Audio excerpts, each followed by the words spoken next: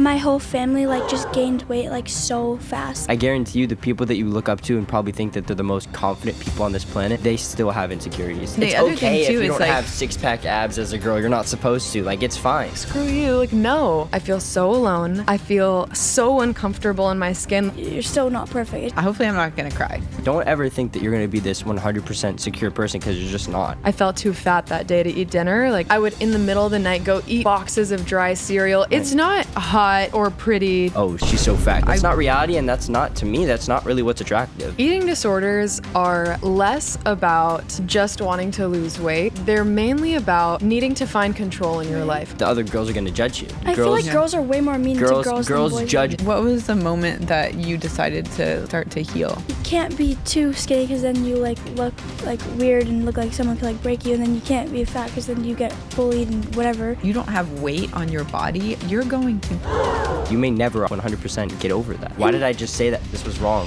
Yeah.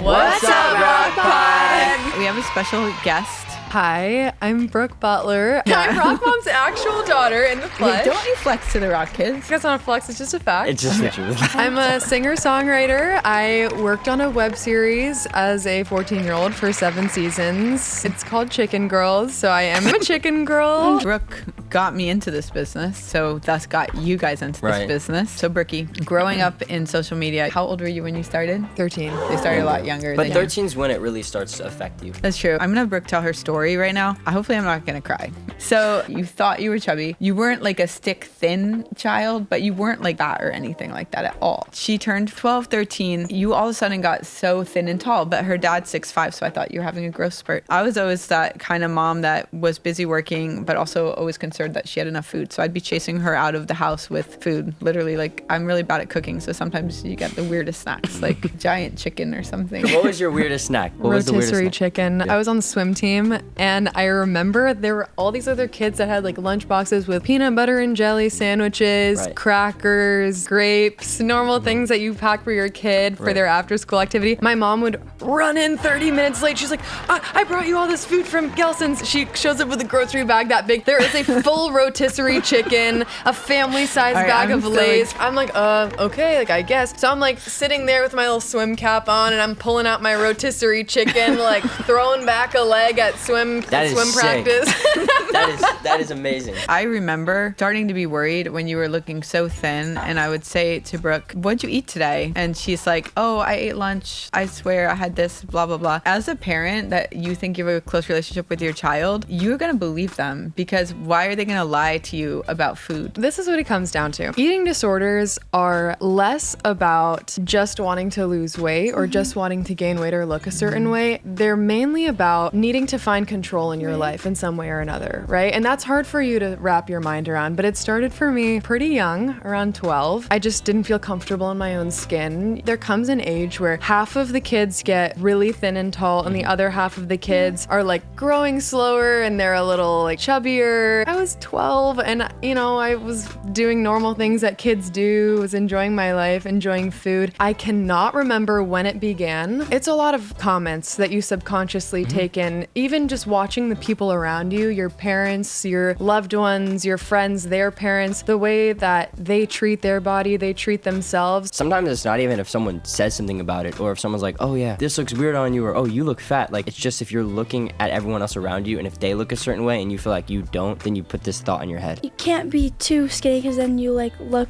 like weird and look like someone could like break you, and then you can't be fat because then you get bullied and whatever. If you're medium, it's just you're still not perfect. It's just like there's no perfect. There is no perfect. What a beautiful thing. Like, how comforting is that? Like, that's what you have to like just accept. Perfectionism and the need to control everything about yourself and the world around you, like that's what leads to things like eating disorders, and that's like definitely what it was for me. Like, I literally at 12 or 13 years old, I got obsessed with the food I was eating. I had multiple calorie counting apps downloaded, and I didn't delete them until I was like 18. And even then, I was so addicted to knowing how many calories were in the food that I was eating every day that I would write it down in my notes app and delete it and be like, okay, I have to stop doing that. I'm really trying to intuitively eat. But I remember my dad, he would order like a pizza and a salad, and I would eat just the leaves of the salad with no dressing, and I would go to bed so hungry. I was so mean to everyone, but it's because I felt so insecure and ashamed, and I didn't feel like I fit into my own body. And then what ends up happening? I think it's hard for people to understand that too. It's because like people probably are perceiving like, oh, this person's being mean, or oh, this person's acting a certain way, but they don't really understand. What was the moment that you decided to start to heal? I remember as COVID hit, I was having a really hard time restricting. Like, you get so good at not eating food for a while, and you literally, your body stops functioning. It starts looking for energy everywhere it can get it, and then when it gets a little bit, it holds on to it. So you have a hard time digesting, and you can't eat quite as much. So I had absolutely wrecked my metabolism, and I was so hungry, but I felt like I couldn't eat any food without gaining weight. And I remember I started seeing these like body positive influencers on my TikTok for the first time, and I was like, what is this? People talking about eating disorders, how much they hated themselves, how it changed their life to recover and start learning to intuitively eat. So I tried, and I had a really hard time. Even when I was letting myself eat, I would binge like crazy. I would in the middle of the night go eat boxes of dry cereal, and it's not even like you're enjoying the food, or you eat to a point where you're in pain. I remember I would eat so much that my stomach would be like bursting. It would hurt so bad, and I couldn't stop eating because in my head I went, tomorrow, that's when my diet starts, and so I have to eat everything in front of me right now, and if I don't, I'm missing out because I'm never getting to eat it again, because I don't deserve to enjoy my food. I don't deserve to eat like this, and my body is gonna get fat and I won't be accepted or loved. I struggled with kind of teeter-tottering between anorexia and binge eating for years. I learned this from like doctors, like going to the pediatrician. Like certain boys definitely have eating disorders, but because I am more, thin, it's more the opposite. The body dysmorphia comes from like trying to just build and build and build, so it's kind of flipped. But what I learned, and from my parents talking to me about it, especially my mom, because she's very like into nutrition, if you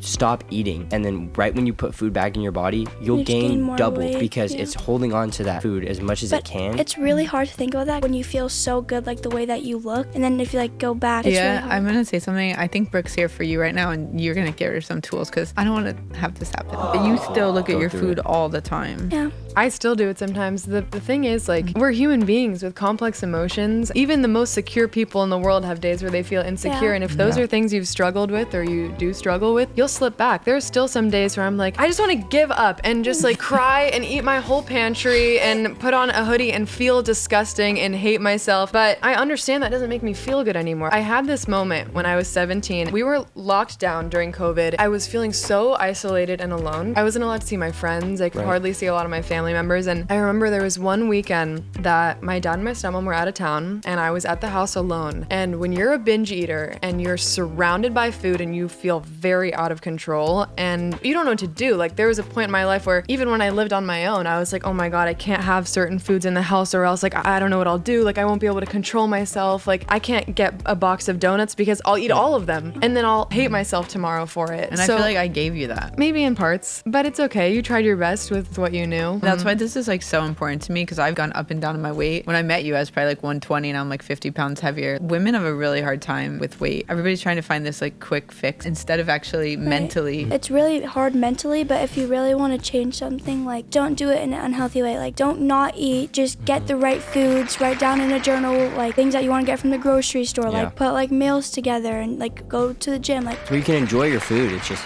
a good choice. I think as a society, we've lost sight of the reasons why we want to eat healthy, the reasons why we want to take care of ourselves. People treat you better if you look better. That's a fact. In this world, people are nicer to the prettier people. It sucks, but it's true. That being said, completely ignoring that fact, what you look like has so little to do with what you're worth. Our bodies are the things that allow us to experience this life. Our brains, what's going on in here, like this is what takes in the world around us. This is what hikes up mountains and experiences good, delicious meals with loved ones. And to be in your body, that's something that you need to keep strong and healthy so it can get you through a rich life. And it is so sad that now people are depriving themselves of the nutrients they need. They're depriving themselves of experiences. Like the amount of times that I canceled dates with friends, with boyfriends, with family members. I only have like a finite amount of opportunities to have dinners with you or dad or Mimi. And the amount of times that I canceled dinners because I was like, I felt too fat that day to eat dinner. Like those are things I can't have back. When was the turning point where you realized that you were gonna change? It started to click when I was like 18. And I remember I was sitting on the shower floor post probably one of the worst binges of my life. I must have eaten I bet I ate almost 10,000 calories. I ate so much. I felt so sick. I was crying. I was shaking. You eat so much sugar, your body feels physically unwell. I've taken it too far. I remember I thought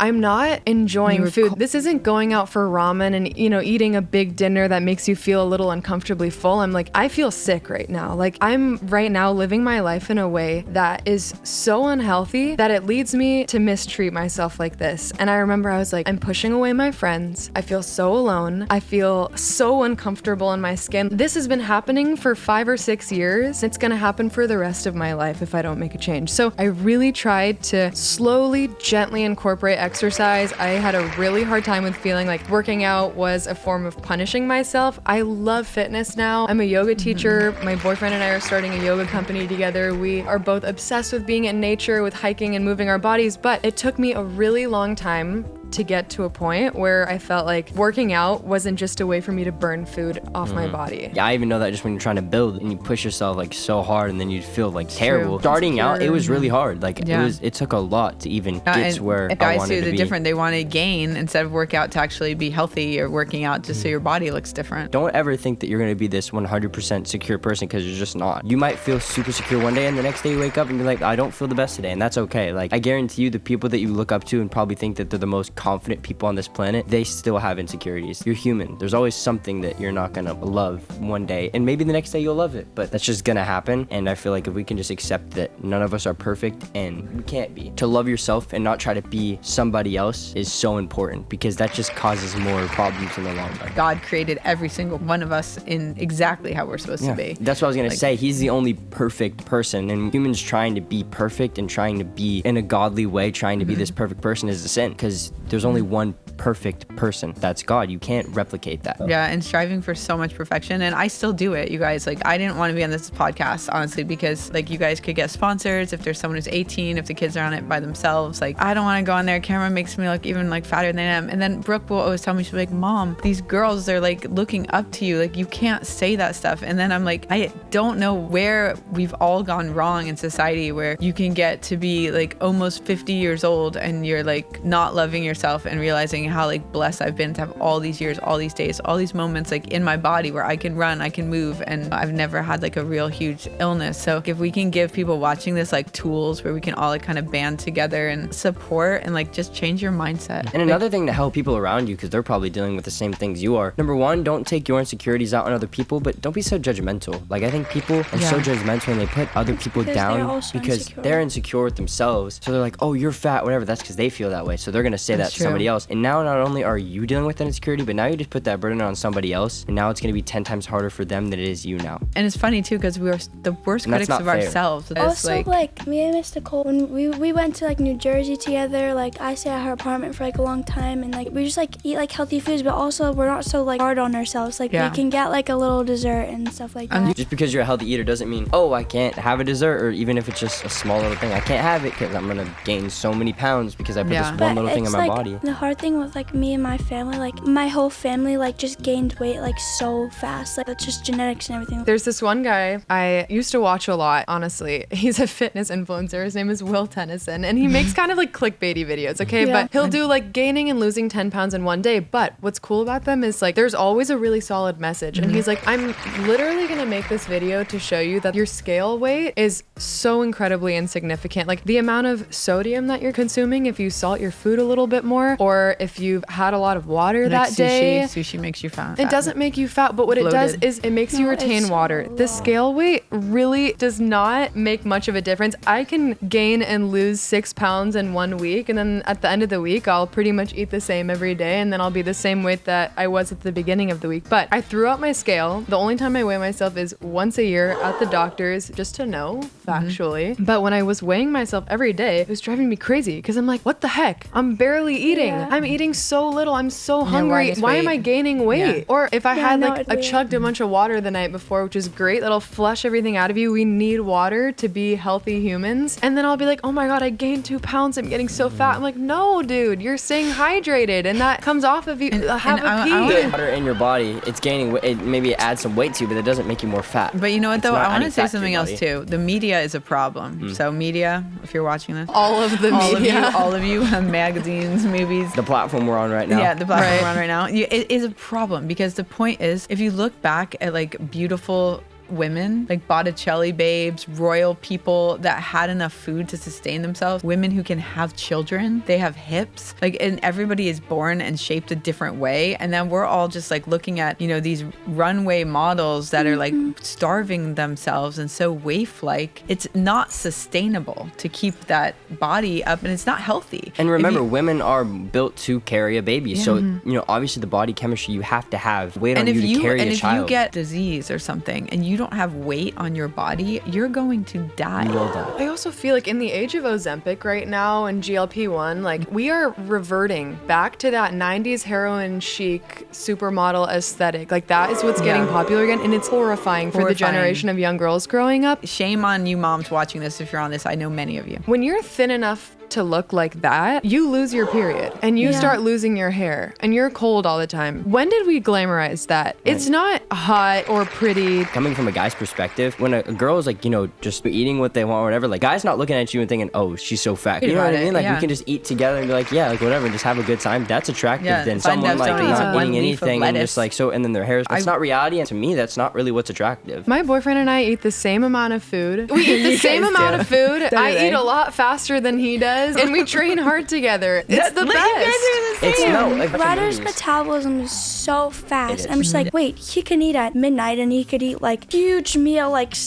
huge plate of food, and then I can't eat that. I'm literally gonna gain like 1,000,000 pounds, and I'm just like, what am I doing? Even when I was like 8 years old, like when like the swim parties, I had my friends were skinny in their bathing suits and just like natural abs and just like could eat all the chips on the table, and then I'm over there like going like this with my stomach because my metabolism is different and I just gain weight easier than And what's so everybody. sad about that too is what makes you self-conscious is the other girls are gonna judge you. Girls commenting on other girls, just uplift one another. Like, don't, Yeah. you know what I mean? The It's other okay thing, if too, you is, don't like- have six-pack abs as a girl. You're not supposed to. Like, it's fine. Everybody gets old and wrinkly and loses their hair and their hair turns gray and mean, their if skin's you- not perfect. I mean, it's you can't change We, that. we You need can't to stop really that. try to actually like get this next generation. You guys, we have a big platform here. There's millions of people that subscribe to our channel, and it's like we actually really need this to change. We don't want this to be keeping this cycle going. And your teen years, they could be amazing, and everybody's like screwing them up, being so worried about everything. I am so sad that I spent so many of my teenage years just like so in my head worried about what other people were thinking about me. And the thing is, it's always going to be something. You're always going to be insecure about something. I tend to run a little more anxious. I was thinking about it the other day. Like my anxiety at one point in my life completely revolved around what I was eating and what I looked like. Now I feel so grateful to say that that's not really the case anymore. But then it travels from one thing to the next thing. Then it was like, first it was my body, then it was my acne, then it was which boys liked me or didn't like me. It never quits. You just have to sort of learn to live with it and sort of quiet down the noise. But No, I think like at this age though, I finally realized like every single day, you don't know if you're gonna get the next day, and you don't know if the people that you love are gonna make it through the next day. So when you actually wake up and think that, now I consciously wake up and I am like, I am so grateful for this day. I'm so grateful for my children. I'm so grateful for this rock family and for this community that we're building and the support system that we have. Like I feel so rich, and like even if we never become like crazy the next Hollywood, which I mean we probably will, if we didn't ever make it any further than we are right now, it's like I finally figured it out. I remember I went through, this is not that long ago, I got an Accutane, so that really helped, but I'd have a breakout on my face where I'm like, the whole day's ruined, and worst day ever, Yeah. and it's like, that could have been a great day, but I've spent the whole day worried about, because my skin was Yeah. really bad, and I dealt with it for like, it was a long 2 years of just my skin, I didn't feel comfortable, but it's like, it got fixed. I fixed that problem, and I never felt better, but I just wish that when I was battling with acne, and when I had those problems, I wish that I appreciated life more, and I didn't harp on it so much, and didn't beat myself down down so much. What are some tools? Like, let's each give a tool to the audience. And you guys, if everybody can comment down in the comments what you're insecure about, and also what are some amazing things about you that you actually are so thankful that, you know, are parts of your personality. It could even be how you look or anything. I feel like for me, I try to like pray every morning. You can get like little sticky notes and like put them around like your mirror and get ready in the morning and just be like, write down something that you love about yourself and things that you want to work on or like That's so achieve. cute. I love the sticky note concept. If I ever feel stressed or anxious, I just say, okay, God is with me and it's all going to be a plan and it's fine. And like, I think faith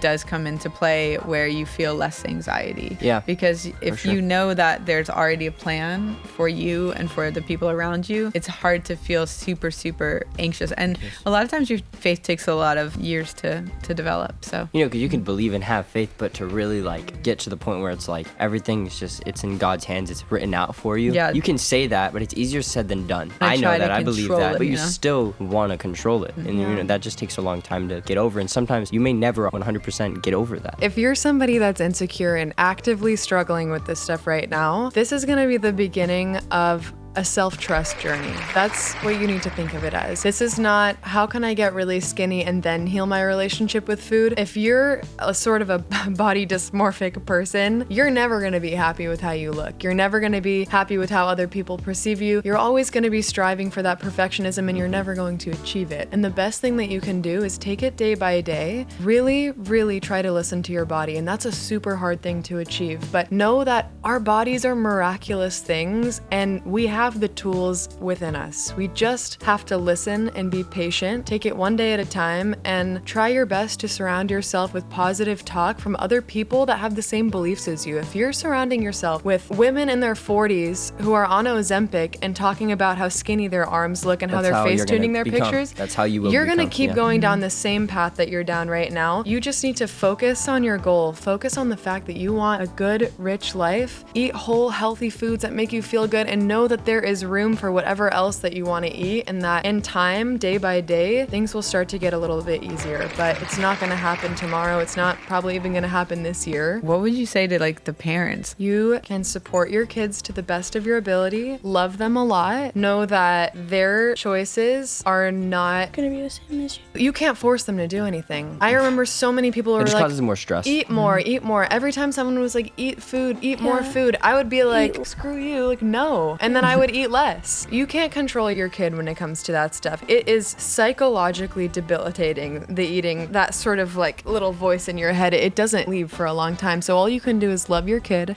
support them, offer up snacks, have things around, have healthy food options nearby if you can, if you're able to. Just be there for them. Would like a treatment have like helped or like no? It's hard to say. I never got to the point where I was hospitalized, but I know that there are kids that I seriously... just feel like sometimes it makes you even more insecure. It's not even about the insecurities. If your kid has lost their period and they are emaciated and have no hair left and they are still refusing to eat, because people get to that point, you need to go talk to a doctor and maybe your kid does need treatment. As far as like a kind of an average struggling child, like just love them and let them know that they can talk to you. I would be really interested in the comments if all the girls can comment if this actually spoke to them and how many people are actually struggling with this. I have one more thing for the parents. Yeah. Don't talk badly about yourselves. That's one of the worst things you can do around a child that's struggling is call yourself fat. Talk about the diets you're going on. Talk about how much you have to work out. Talk about how fat you feel. That's actually the worst thing you can do for your kid. Something in their head that's like, oh, they're worried about this, that means I need to be worried about this too, or I need to do this as well. Like, they feel fat today, oh, then I can't do that either. Kids look up to their parents. Little girls look up to their moms and they're like, this is the most beautiful woman I've ever seen. She's like a queen to me. And then suddenly this person that you idolize so much is like, I'm so ugly, I'm so fat, I have to go on these diets. And you're like, wow, if this person I love so much thinks they're so ugly and fat, what must they think of me? Right. They must think I'm terrible and disgusting. So I need to start treating my body badly and make sure I can get as skinny as I can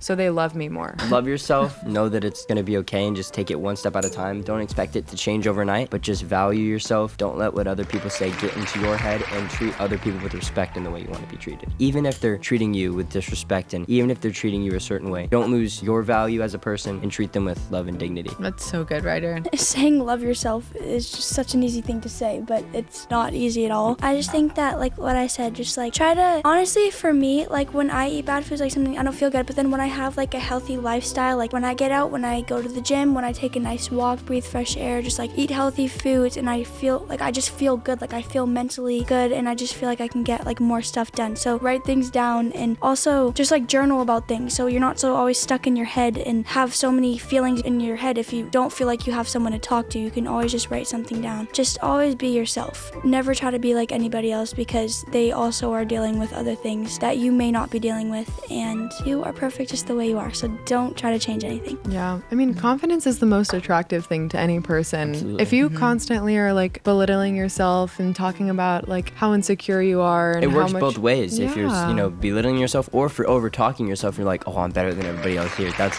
really unattractive. So it's about finding the balance. Confidence is not cockiness. Confidence is not putting other people down. It's about being good with yourself, walking in a room, uplifting other people around you. When you're uplifting people around you, that's a sign of confidence, because you've already been there, done that. I'm confident with this. Let me help you with this then, instead of move I've been on. really proud of our comment section actually on the Rock Squad. It's so positive and it's so like uplifting and supportive of everybody. So you guys, like, you're amazing. I'm talking to you guys for commenting, even though I am also insecure about my eyes because I can't really look at the camera really well. But see, that's a trait we love about you. That's what makes you you. It's My not a wonky bad eye. thing. I like, Ryder, what you said about like really kind of like loving your enemy. Like if people write mean comments about you, like just like love them, because they're obviously like hating themselves. Wait, people that It have enough has time nothing and to do with you. energy to hate on so social media, crazy. like the people put a lot of effort into being a hater. Like you have to really despise yourself if you have so much hate and insecurity within you that you need to get on the internet and ruin somebody else's day. And they be out here writing essays. Like, it has nothing to do with you, though. It has everything else to do with them. The weird thing about growing up in front of a camera and being on YouTube as a kid is that you're dealing with the pressures that every other kid is dealing with, and you are so hyper aware of the way that you look and how you're perceived, but it's multiplied by like a million. Yeah, Because because all eyes are on you. and people are constantly commenting on the Yeah. way that you look, on the things you're doing in your life. You're already so insecure and worried, and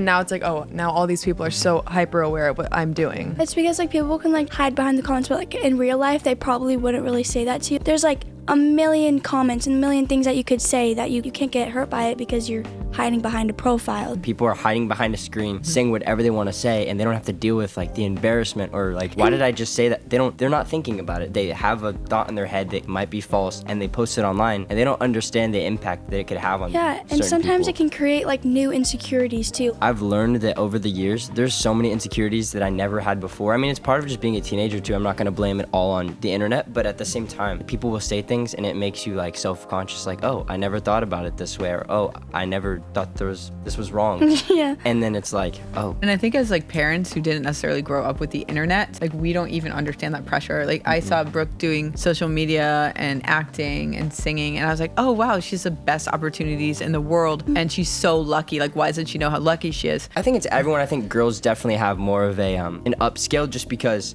I think most of our audience is girls. I feel like girls are way more mean to girls than boys. Judge. When a guy's judging a guy, don't get me wrong, there are plenty of guys that are Yeah, they're just really rude. really rude, because I've dealt with them personally. But I feel like whenever there's a problem, not everybody, because not everybody's like this, but whenever there's a problem, it's like whatever, you forget about it and you're like, cool, we're bros, and that's it. Comment the hand heart if you like this podcast and you want more like it, and if we should bring Brooke back on. Like and subscribe. Love you guys. Bye.